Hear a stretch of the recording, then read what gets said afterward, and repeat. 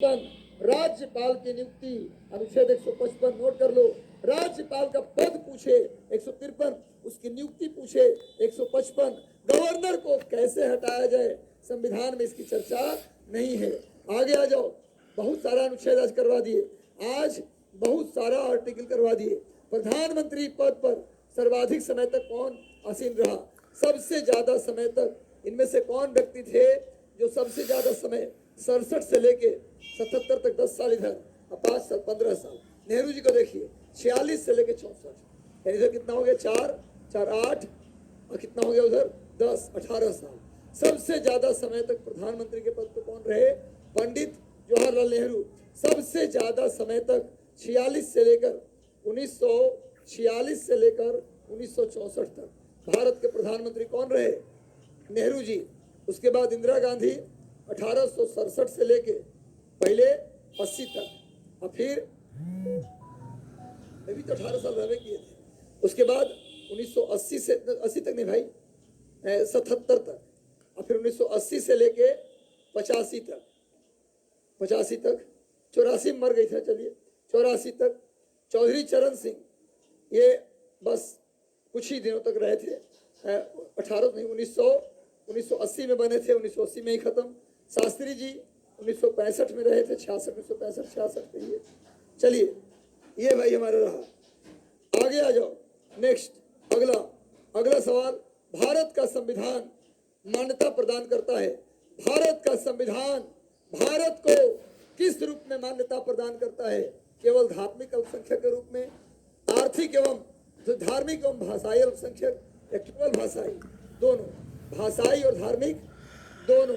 भारत का संविधान भारत को भाषाई अल्पसंख्यक और धार्मिक अल्पसंख्यक दोनों की घोषणा करता है। भारत के संविधान भारत को धार्मिक और भाषाई अल्पसंख्यक रूप में घोषित करता है। भारत में कितने धर्म को अल्पसंख्यक का दर्जा मिला हुआ है? भारत में कितने अल्पसंख्यक हैं? 6। भारत में कितने अल्पसंख्यक हैं? 6। कौन कौन? तो भैया बौद्ध, कौन? बौद्ध, उसके बाद जैन, पारसी, उसके बाद सिख, उसके बाद मुस्लिम, उसके बाद ईसाई। गुरु लिख लो, भारत में कितने अल्पसंख्यक है? 6। भारत में अल्पसंख्यक कितने? 6। अल्पसंख्यक के लिए कौन सा अनुच्छेद है? आर्टिकल 29 और आर्टिकल 30। अल्पसंख्यकों के लिए कौन कौन सा अनुच्छेद है? आर्टिकल 29 और 30 लिख लो, अनुच्छेद 29 और 30। भाई भाषा और संस्कृति, अल्पसंख्यकों के भाषा और संस्कृति के संरक्षण का अधिकार कौन देता है? अनुच्छेद 29 और 30। 6 अल्पसंख्यक। भारत में कितने अल्पसंख्यक है? 6। बौद्ध, जैन, पारसी, सिख, मुस्लिम, ईसाई। बौद्ध, जैन, पारसी, सिख, मुस्लिम और ईसाई।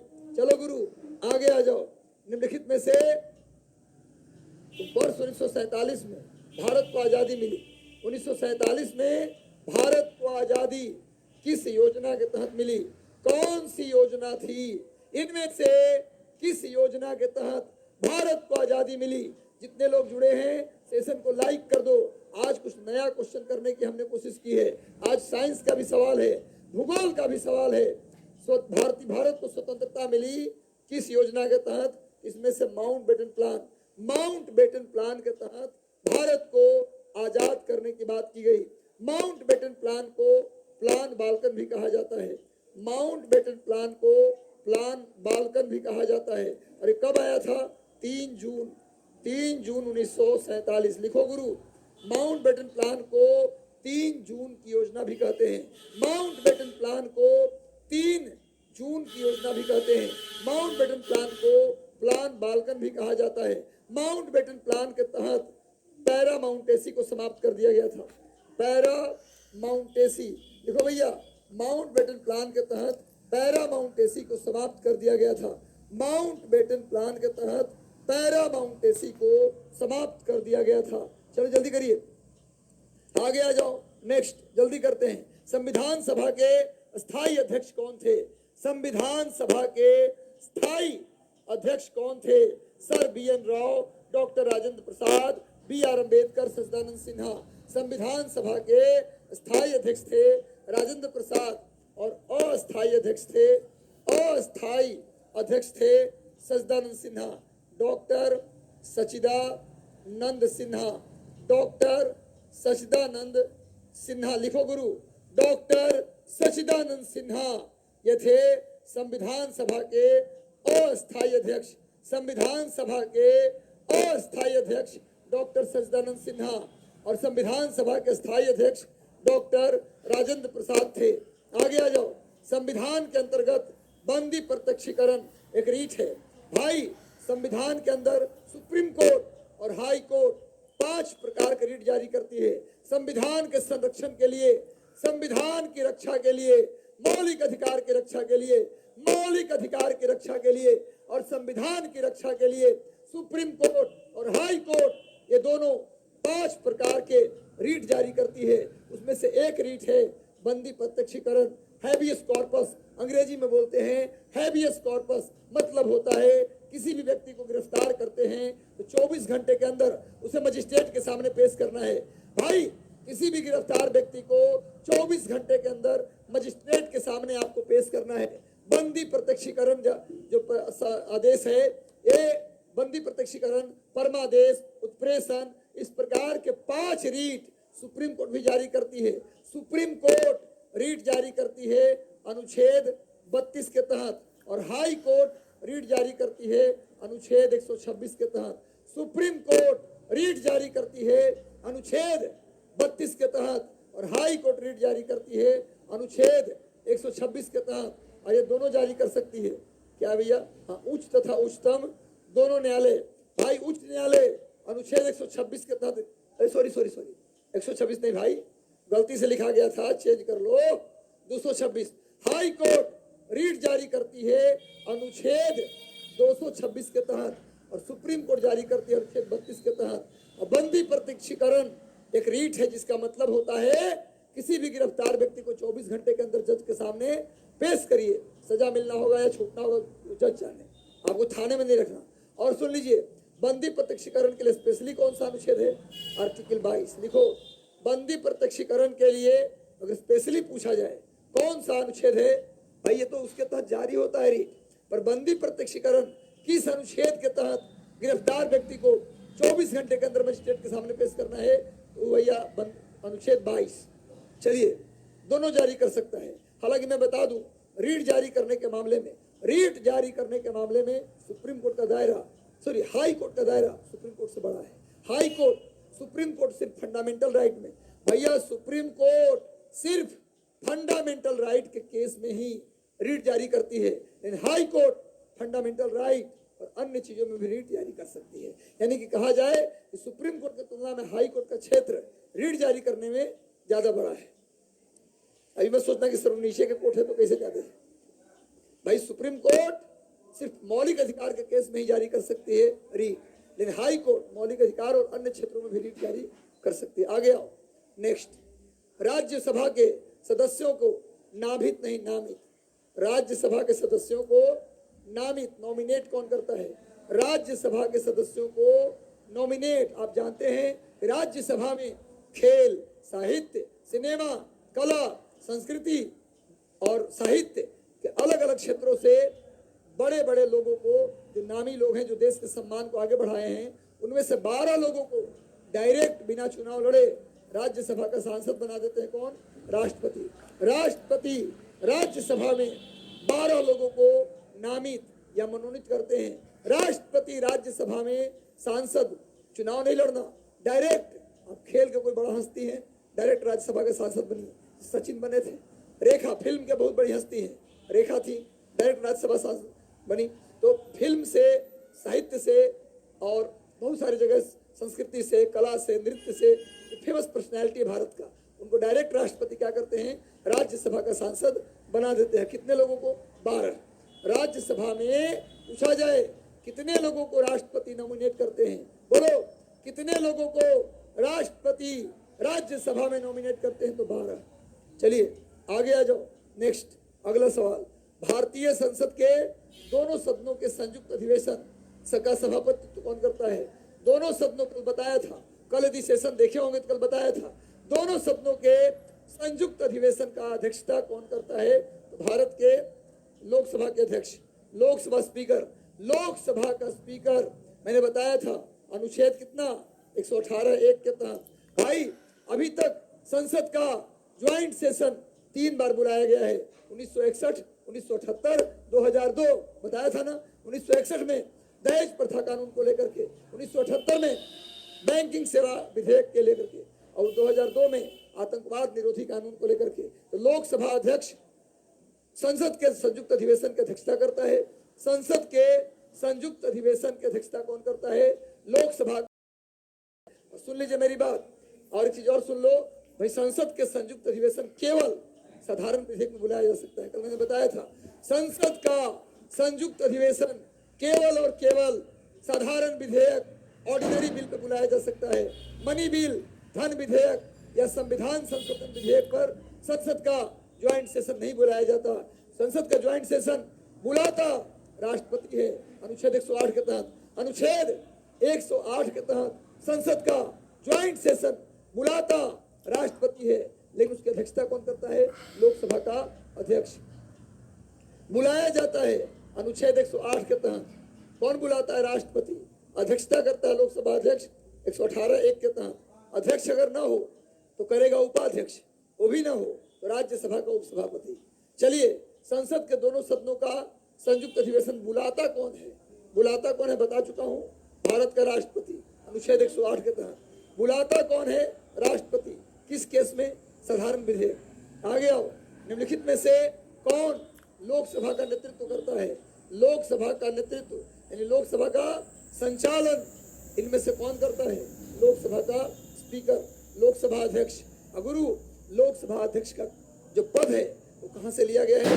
लोकसभा अध्यक्ष का जो पद है वो लिया गया है कहां से? वो लिया गया है, लोकसभा अध्यक्ष का जो पद है, पोस्ट है, वो लिया गया कहां से? वो लिया गया है ब्रिटेन से। ब्रिटेन से लिखो, लोकसभा अध्यक्ष का पद, विपक्ष का नेता, संसदीय शासन प्रणाली, विधि का शासन। लिखो, विधि का शासन, विधि का शासन, विधि का शासन, संसदीय शासन प्रणाली, लोकसभा अध्यक्ष का पद, उसके बाद स्पीकर का पद, और साथ ही साथ क्या? विपक्ष का नेता। ये सब ब्रिटेन से लिया गया है। कहां से लिया गया है? ब्रिटेन से। भारत का प्रधानमंत्री क्या होता है गुरु? नियुक्त होता है। भारत का प्रधानमंत्री किस अनुच्छेद के तहत? अनुच्छेद 75। आर्टिकल, सारे मंत्री, प्रधानमंत्री ही नहीं, सारे मंत्री, भारत के प्रधानमंत्री, और प्रधानमंत्री के सलाह पर सभी मंत्रियों की नियुक्ति अनुच्छेद 75 के तहत राष्ट्रपति करता है। भारत के प्रधानमंत्री और प्रधानमंत्री की सलाह पर अन्य मंत्रियों की नियुक्ति राष्ट्रपति करता है। सारे मंत्री की नियुक्ति राष्ट्रपति करता है। प्रधानमंत्री की नियुक्ति भी राष्ट्रपति करता है अनुच्छेद 75 के तहत। किसके तहत? अनुच्छेद 75। नोट कर लो, आर्टिकल 75। आगे आओ, गंगा नदी, देखो ज्योग्राफी आ गया, भूगोल आ गया। गंगा नदी के डेल्टा या मैंग्रोव वन को क्या कहते हैं? गंगा नदी के डेल्टा का जो मैंग्रोव वन है, गंगा और ब्रह्मपुत्र नदी के द्वारा जो डेल्टा बनाई गई है, उस डेल्टा को क्या बोलते हैं? सुंदरवन का डेल्टा। गंगा और ब्रह्मपुत्र के डेल्टा को सुंदरवन का डेल्टा कहा जाता है। गंगा और ब्रह्मपुत्र नदी के डेल्टा को सुंदरवन का डेल्टा कहा जाता है। सुंदरवन का डेल्टा, सुनो मेरी बात मेरे बच्चों, भाई सुंदरवन का डेल्टा विश्व का सबसे बड़ा डेल्टा। लिख लो, सुंदरवन का डेल्टा विश्व का सबसे बड़ा डेल्टा है।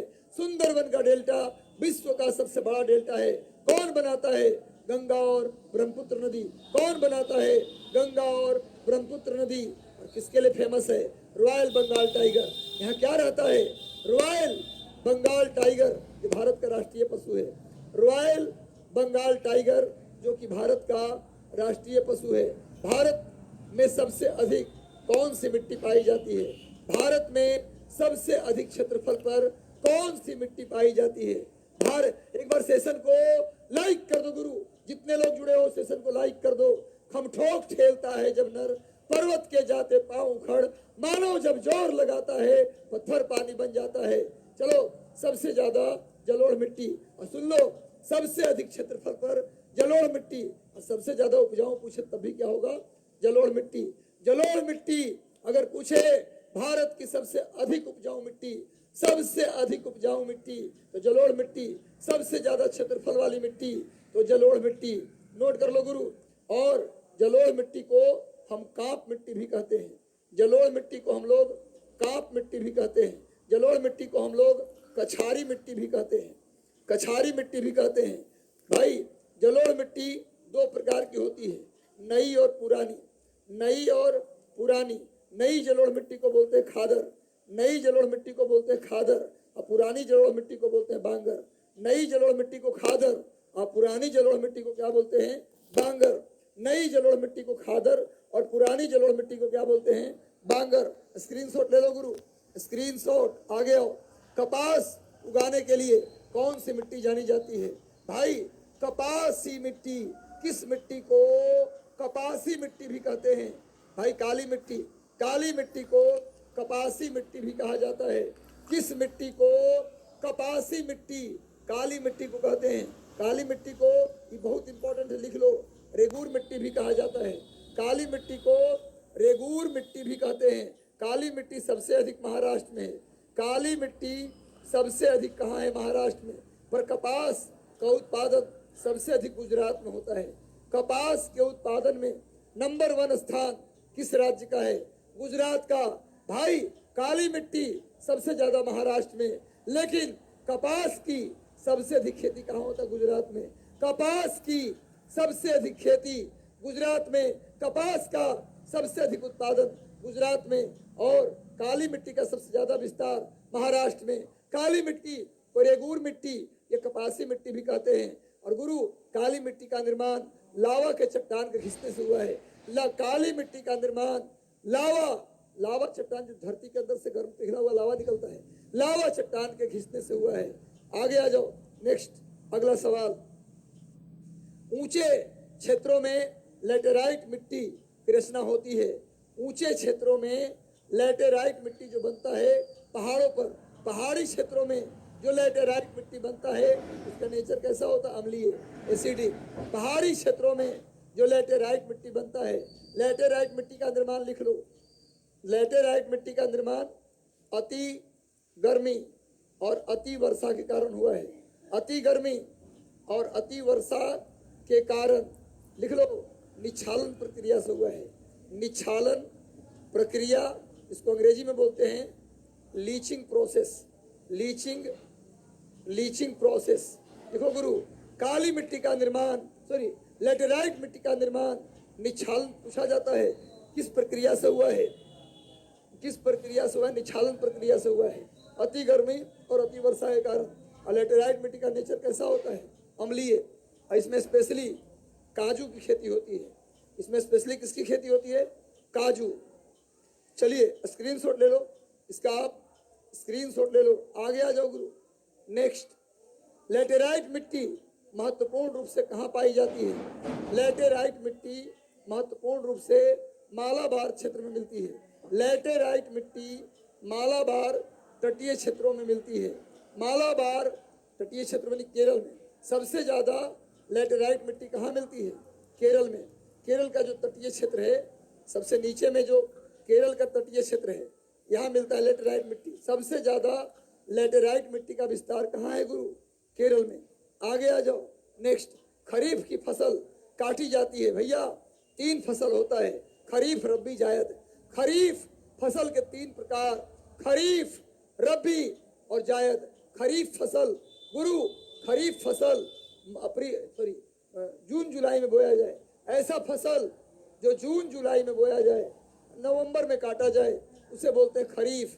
ऐसा फसल जो नवंबर दिसंबर में बोया जाए, मार्च अप्रैल में काटा जाए, रबी। और जो मार्च अप्रैल में बोया जाए और मई जून में काटा जाए, उसे बोलते हैं जायद। जैसे ललमी, खीरा, ककड़ी, तरबूजा, ये सब जायद में आता है। रबी में चना, मसूर, सरसों, ये सब किसमें आता है? रबी में। और खरीफ में कौन आता है? तो मक्का, चावल, ये सब किसमें आता है? खरीफ में। जो कब, आंसर नहीं बताया, ये कब होगा? नवंबर के प्रारंभ में।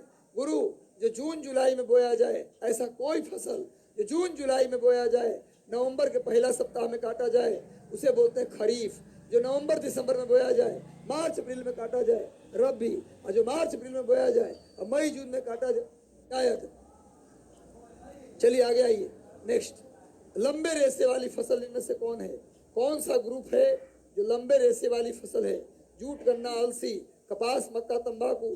कपास, सन और जूट, सन, कपास और मक्का, तीनों भैया सब में फेंटा हुआ है। तो कपास और सन और जूट का जो कॉम्बिनेशन है, सन जो होता है ना, पतला पतला वाला डंडा जो होता है ना, वो सन होता है, और मोटा वाला जो होता है थोड़ा, वो होता है जूट। चलिए आगे आइए। नेक्स्ट, दालचीनी पेड़ के किस भाग से प्राप्त होता है? गरम मसाला वाला दालचीनी, दालचीनी गरम मसाला वाला दालचीनी पेड़ के छाल से प्राप्त होता है। पेड़ के छाल, केरल में दालचीनी पेड़ के छाल से प्राप्त होता है। आगे आ जाओ गुरु। टीक यानी सागौन, सागौन को अंग्रेजी में क्या बोलते हैं? सागवान। 100 साल पड़ा 100 साल खड़ा तो जौ भर सड़ा, 100 साल पड़ा 100 साल खड़ा तो जौ भर सड़ा। सागौन इतनी मजबूत होती है। तो सागौन सबसे ज्यादा मात्रा में कहाँ मिलता है? मध्य भारत में, मिडिल इंडिया में, यानी मध्य प्रदेश और कर्नाटक के क्षेत्र में सबसे ज्यादा सागौन मध्य प्रदेश, कर्नाटक, आंध्र प्रदेश के क्षेत्र में मिलता है। सागवान के पेड़ सबसे ज्यादा मिलेगा मध्य भारत में। आगे आ जाओ। मसालों का बागीचा किसे कहते हैं? मसालों का बागीचा, गार्डन ऑफ स्पाइस, किसे कहते हैं? केरल को। केरल में ही शांत घाटी है। केरल में ही क्या है गुरु? शांत घाटी। केरल रबर के उत्पादन में, केरल रबर के उत्पादन में नंबर 1 है। केरल मसाला के उत्पादन में नंबर 1 है। काजू के उत्पादन में नंबर 1 है। काजू, मसाला, रबर, तीनों में नंबर 1 है केरल। और केरल में शांत घाटी है। केरल को मसालों का बागीचा भी कहते हैं। केरल में शांत घाटी और केरल को मसालों का बागीचा भी कहते हैं। किस राज्य को भारतवर्ष का चीनी का कटोरा? किस राज्य को गन्ना के सबसे ज्यादा उत्पादन के कारण, गन्ना के सबसे अधिक उत्पादन के कारण किस राज्य को चीनी का कटोरा कहते हैं? उत्तर प्रदेश। उत्तर प्रदेश को चीनी का कटोरा। पूरे दुनिया में क्यूबा, पूरे दुनिया का चीनी का कटोरा किसको बोलते हैं? क्यूबा को। पूरे विश्व में चीनी का कटोरा क्यूबा, और भारत में चीनी का कटोरा उत्तर प्रदेश। चलिए आगे आ जाओ। नेक्स्ट, अगला, भारत में गेहूं का सबसे बड़ा उत्पादक राज्य कौन है? गेहूं, गन्ना, आलू, तीनों का, गेहूं का भी, गन्ना का भी और आलू का भी, तीनों का सबसे बड़ा उत्पादक कौन है? उत्तर प्रदेश। गेहूं, गन्ना, आलू, लिख लो। गेहूं, गन्ना, आलू में उत्तर प्रदेश का पहला स्थान है। गेहूं, गन्ना, आलू में उत्तर प्रदेश का पहला स्थान है। आगे आ जाओ गुरु। नेक्स्ट आ जाओ। त्रिवेणी नहर किन 2 राज्यों के बीच है और किस नदी पर है? त्रिवेणी नहर किन 2 राज्यों के बीच, किन 2 राज्यों के बीच और किस नदी पर है?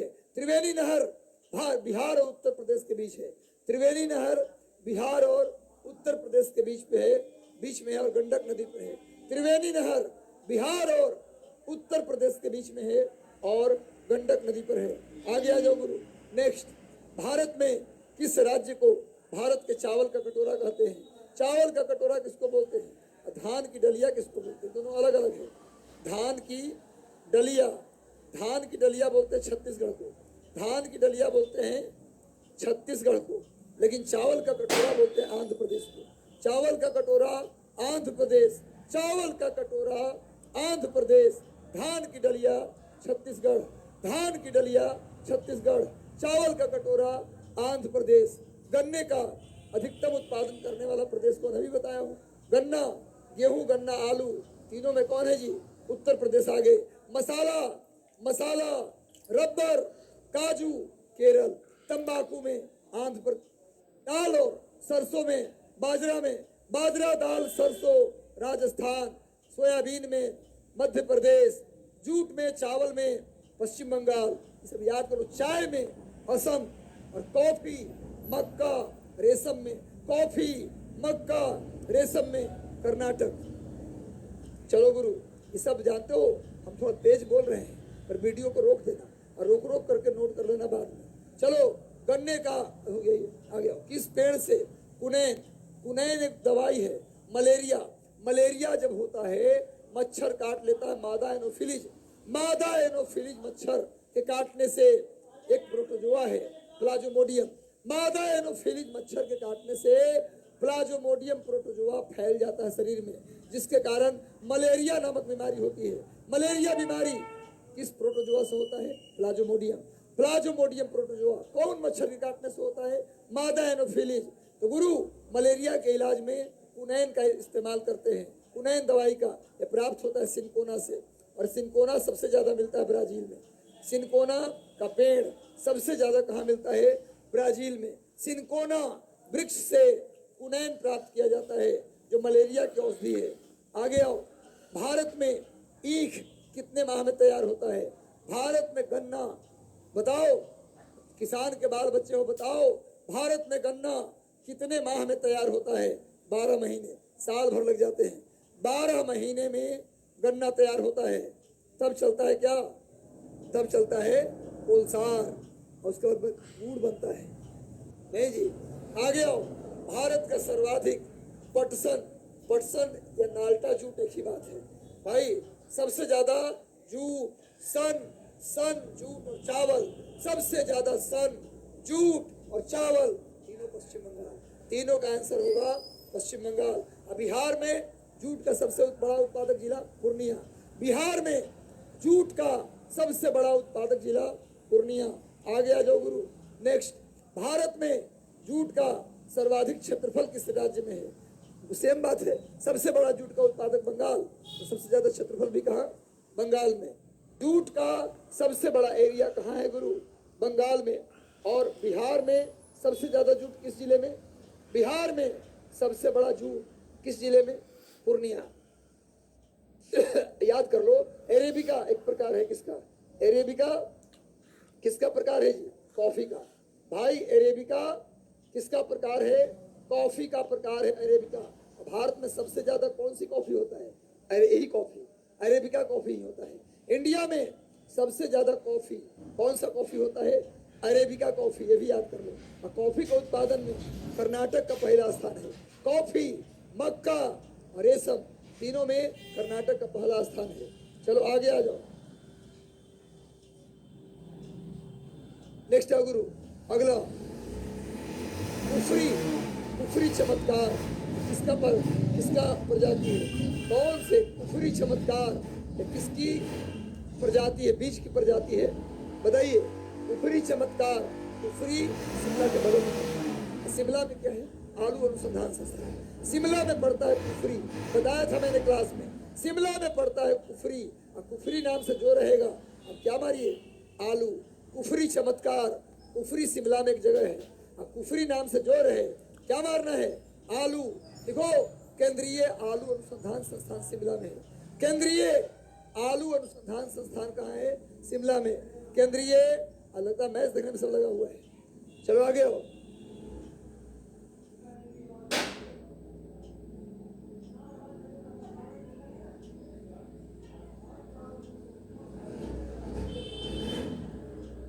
चलिए, कॉफी किस प्रकार का पौधा है? उष्णकटिबंधीय झाड़ीदार। भाई जब कर्नाटक में हो रहा है तो क्या होगा? उष्णकटिबंधीय झाड़ीदार पौधा। कर्नाटक में हो रहा है उष्णकटिबंधीय झाड़ीदार पौधा। हम लोग भी अर्थ शतक लगा दिए हैं। भारत में काजू, अब बताए हैं, काजू का सबसे मेन उत्पादक राज्य कौन है? भारत में काजू का, अब सोचे थोड़ा फसलों को भी करवा दिया जाए, क्यों जी? केरल। आगे आ जाओ। नेक्स्ट, मसाला में कौन सा ऐसा मसाला का भाग है जो जड़ से मिलता है?